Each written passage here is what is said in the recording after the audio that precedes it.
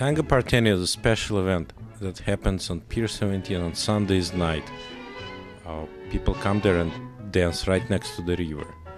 It's during summertime. I think it's the best place to dance tango because it's fresh, because it's romantic, because it's something that stays with you. It's a feeling when you are on the pier, surrounded by ships, water. So it's an open space, and you have city on one side, and you have water on the other side. So it's very, very, very, very romantic. I feel the same way too. In the beginning, I was sort of more addictive to it because in tango, it's sort of fun when you dance because this dance is just not about dance. It's sort of like a language where you communicate with your partner.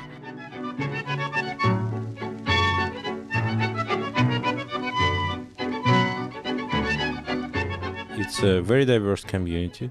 This dance is being danced everywhere, and it's a closed dance, so you can't fake too much. You have that ability to transform your feelings into the movements, and therefore your personality comes out. So it's a closed dance, not only from the physical perspective, but emotionally too. That's why tango becomes addictive to some people, because they're getting used to being not only emotionally close, but it's basically physically close, and have this life for a couple of minutes. As people say, you live your life for the duration of the dance. So in 2.5 minutes, it's very close dance, very nice, a little bit sad maybe music, so it reflects on people a lot.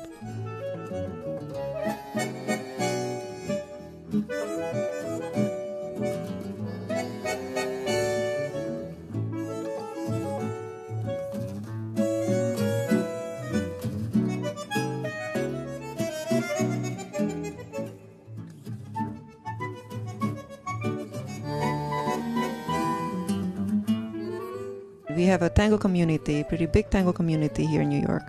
And there are a lot of places where you could go to milonga or just to have social dance, like outdoor dancing, basically happening in the summertime.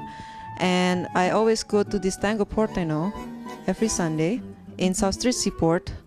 And that night, it was just basically the usual thing. I'll meet my friends over there and we have a dance, and then after that we just go home and basically going to work the next day.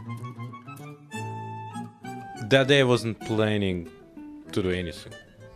That day I was gonna dance and have a good weekend and relax and get ready for work.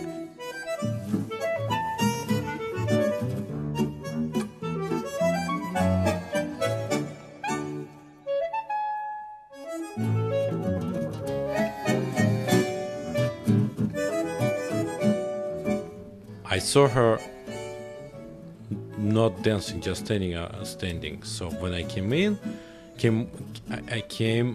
to that place, and I passed her by and said, "How come you're not dancing?" Because I noticed she was standing and just semi looking at the dancers and semi thinking about something probably very important. And I invited her. I've seen her before several times. We even danced. And it was very nice to dance, and there was always feeling of things are not being finished. Some part was missing. I didn't know at that time what was missing. Now I know. So on that day, I basically was in an excellent mood, and we were dancing.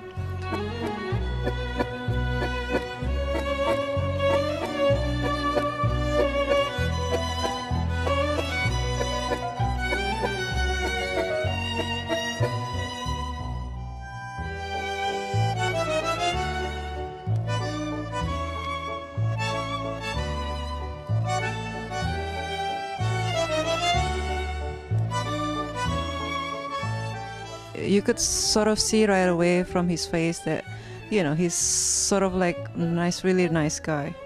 And that's what attracted me about him, I think. He makes you feel comfortable. He makes you feel I guess, an ease.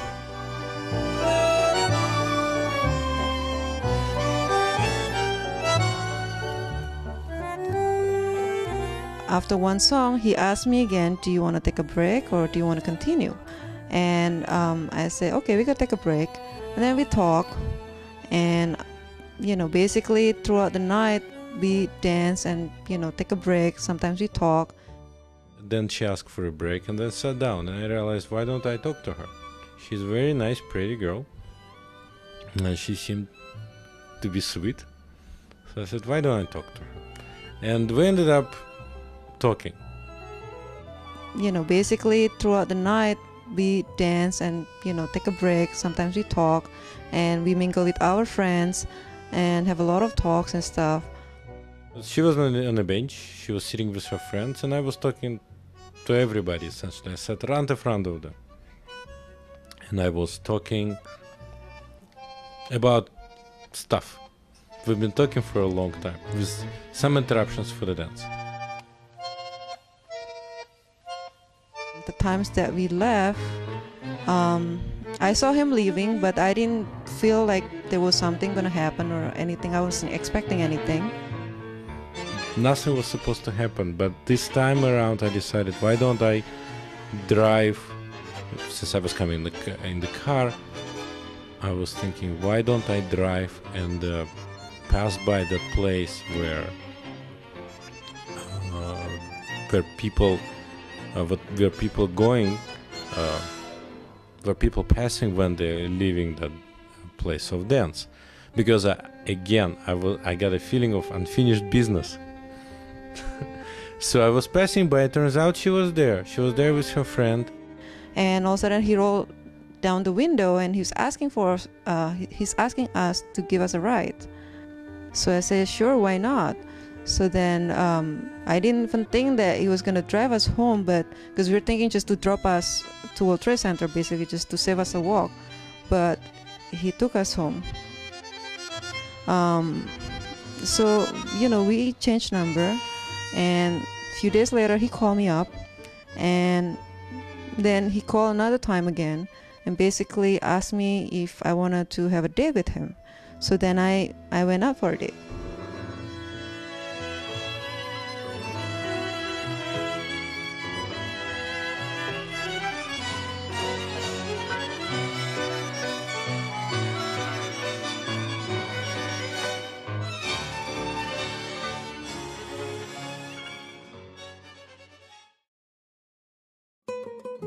After that, he offered me to show a place where he could see Central Park from the top, which is actually from his office on 57 West Street.